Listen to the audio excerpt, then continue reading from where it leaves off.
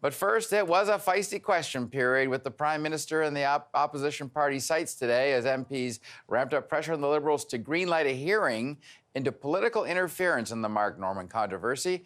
The breach of trust charge against the former Vice-Admiral was stayed last week, and the opposition doesn't seem inclined to let that decision be the final word on the case. Then, after the question period fireworks, this happened. I believe you will find the unanimous consent for the following motion, that the House recognize Vice-Admiral Mark Norman for his decades of loyal service to Canada, express regret for the personal and professional hardships he endured as a result of his failed prosecution, and apologize to him and his family for what they experienced during their legal conflict with the government. It is the pleasure of the House to adopt the motion. Adopted.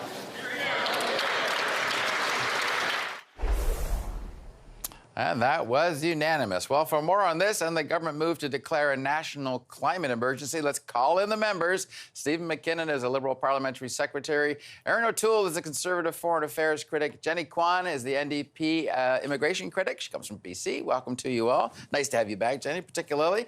Well, it's nice to have you two back as well, but seriously, she hasn't been in a while. The apology, I find it interesting, Stephen. Maybe you can explain this. Why didn't the government initiate this apology? They're the ones that initiated the investigation that produced the original charges.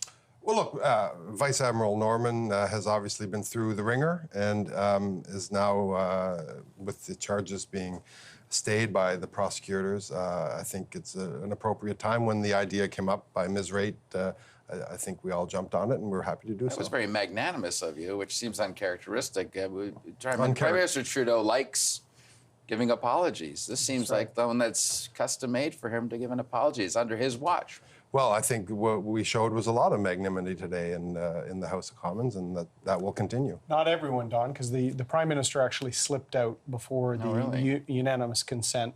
So I said he's apologized in the chamber, as you said, for incidents that took place before Confederation, but he won't stand and give an apology along with all of us for an admiral. No, he was not there, Stephen. So unanimous consent by the MPs that were there.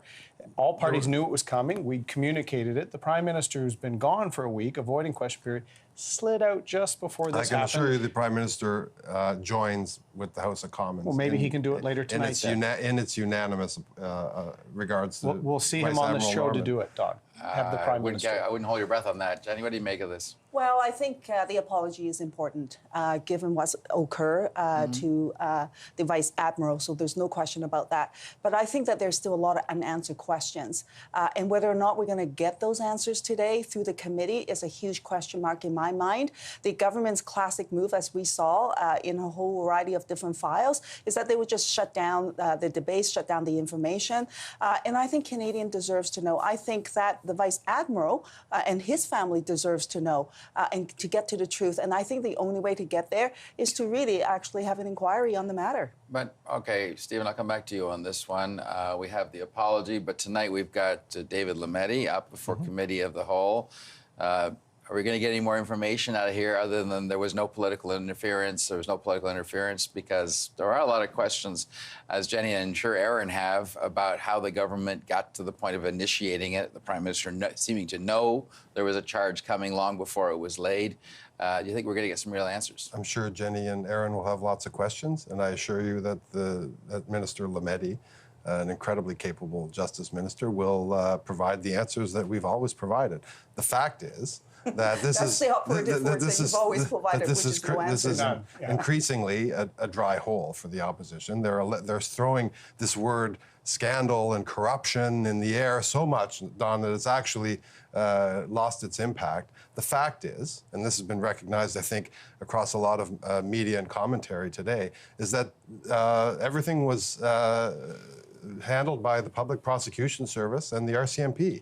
And there was no political interference in this instance. And Justice Minister Lametti, I'm sure, will be continuing to explain that to very unhearing opposition politicians tonight. I hear what you're saying, and our regular viewers know that the defense and the prosecution said, as far as we know, there wasn't any political interference. We didn't experience it. So where do you go with the Justice Minister and your crosshairs there tonight, Erin?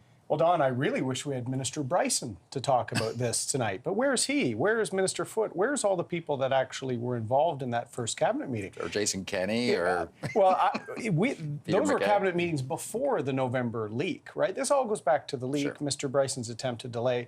They're all gone now. Mr. Lametti wasn't even the Justice Minister. But we're going to ask him why Mr. Wernick, the clerk of the Privy Council, who Canadians know from the SNC scandal, he produced a report that said 73 people were aware of Scott Bryson and that cabinet meeting, what happened in it, but only one lost his job and faced charges. So why was that? Who made that decision before the RCMP and the DPP was involved?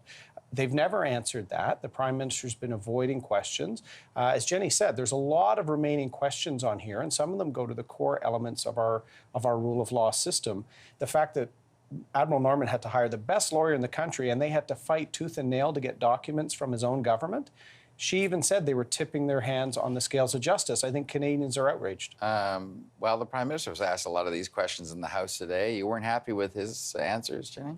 No, I mean, he has his sheet, he has his talking points, and he reiterates those talking points over and over again. How did we get to the place where we are today? What happened in between? And I would say that even predating this period, right, in terms of the Conservatives, the decisions that were made, I think that the Canadians deserve to know the whole truth and not just talking points and not just snippets of some history somewhere along the line. And, you know, as these kinds of situations unfold, all that does is to undermine democracy and the faith that Canadians have and should be able to have with their government. You know, there's got to be some sort of burden on the opposition party just throwing this stuff in the air and seeing where it lands. I think when the defense attorney states that this was handled squarely and above board by the Public Prosecution Service of Canada, I think there actually has to be some burden the case itself. of proof. She said you on guys these delayed everything. these folks just throwing spaghetti against the wall and seeing if it sticks. There were some allegations of the government was involved in obfuscating. But if the government is so strong on their point of view to say there's nothing to see here, well, then confirm it with an independent inquiry. Let the people see. Let the light shine where the government won't let shine, right? It's a great disinfectant, Stephen. To ensure that the confidence is there. So why hide? All right.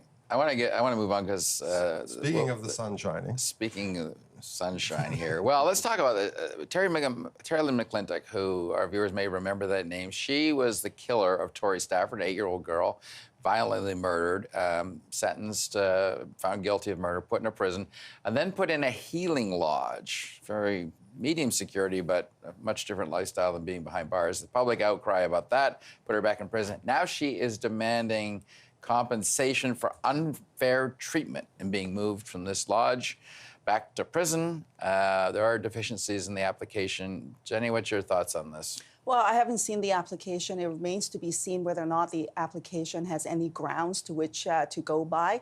And so obviously things will unfold as they should. And I think what's really important, of course, as well, is that we do need to make sure that our system is in place. And then also on all of these decisions, should be devoid of politics and let the people make those decisions and then let it stand.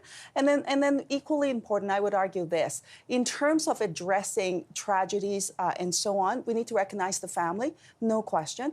And then I also think that we need to take preventative actions as well to see how we can prevent these kinds of things from happening. But you're not saying there's any grounds where a killer could get compensation just because she's moved into a prison cell, is there? No, I'm not saying that. But then you know what? She's made an application, and then there will be a process that will follow, and people will make that determination, right? Whether or not she even has a valid application is a huge question mark here. She can make these noises, but it doesn't mean that there was a lot of outrage when she was in the healing lodge. I can only imagine if there's a successful application for compensation. I can't see this being successful, Don. And if you remember, we raised this case several times in the House because Canadians were outraged. There is restorative justice mechanisms, but it shouldn't be for someone like Ms. McClintock, who killed a child. You know, Ontario remembers the Stafford case. And recall, Don, we were raising it. Canadians were upset. And the Liberals were calling us ambulance chasers in the House over it. And quietly, when the House was in recession for a week, they transferred her back. So This was a case of us doing our job despite the Liberals trying to claim we were ambulance chasing. We were speaking for what Canadians wanted. They were outraged. They were outraged by the decision, and we should have a review of when restorative justice measures are used in the case of murder, particularly murder of children. Well, obviously a vile, heinous crime, and one that needs to be dealt with severely. No one better to deal with this, of course, than Ralph Goodale, and he did deal with it summarily. My understanding is, and my recollection is that she was transferred under a Conservative policy, and Mr. Goodale came in and rectified that situation, and I'm sure that the Corrections Canada and the Commissioner of Corrections will deal with this one appropriately. It must offend your sensibilities as a father, though, to be seeing even a claim for compensation. Well, the price of living in a society that has laws is there are processes available to people under those laws, appeals and what have you. Yes, in my view. And of course, it offends me, but of course, the downside of that, Don, is autocracy. Okay. Yeah. I do want a final point. The government's putting a motion forward on climate change, calling it an emergency. It's a notice of motion. It's going to say it wants to declare a national climate change emergency to support meeting the Paris Agreement emission targets. I'm curious, is this more about an emergency or more about an election? What do you think, Erin? It's total election. The only emergency is that Canadians drown out Minister McKenna. Nobody pays attention to her anymore because she is divisive. She resorts to a few simple talking points. I'd remind Canadians that in February of 2015, before the election, Justin Trudeau said he'd leave carbon pricing to the provinces. Then he didn't reveal their plan until June 2015. We're going to be coming out with a series of proposals, and Canadians will be able to weigh whether the rhetoric and the hashtags of Minister McKenna is sufficient for them, or whether we can have a practical plan to get emissions down without a carbon tax. That's what we're putting forward. He anticipated where you were going to go even before you went there. Yeah, well, I'm sorry, that doesn't get him off the hook. But go ahead. Look, the most irresponsible public policy response in Canada so far has been the Conservative Party on climate. We have their vote that they will uphold the Paris Agreement, and now they seem to be recanting. They are not now committing to Paris targets. They are not now committing to any specific mechanism that would actually reduce climate change and the impacts of climate change. The tax. It's a tax measure, is the carbon tax. And what they don't agree with is a market response to dealing with climate change, one that in fact Conservatives espoused over history. And here we have the Conservatives now saying it's a tax on everything, when in fact what it is a revenue neutral, families benefit, but we get the behaviors that we want. The last word. Look, the Liberals adopted Stephen Harper's climate targets. And even at that, they're not going to meet it. They've had 3.5 years to address the issue. There is a climate emergency. That is clear. So why is the government buying a pipeline, a 65-year-old leaky pipeline at that? Why is the government, for example, not adopting ambitious targets to address the emergency? The public is there. The youth is there. They've been having a climate strike calling for action. Why is the government continuing to subsidize fossil fuels? So, you can't sort of do this thing where the Liberals and the Conservatives basically are kind of walking in lockstep here. You have the Liberals adopting Stephen Harper's climate targets, and now they want to cry foul? Really, get on with it. All right, the NDP position on the climate changes every single day, Don. The leader is coming up after you guys. I have some questions about that very point to ask him. So thank you all. Thanks, appreciate you coming in.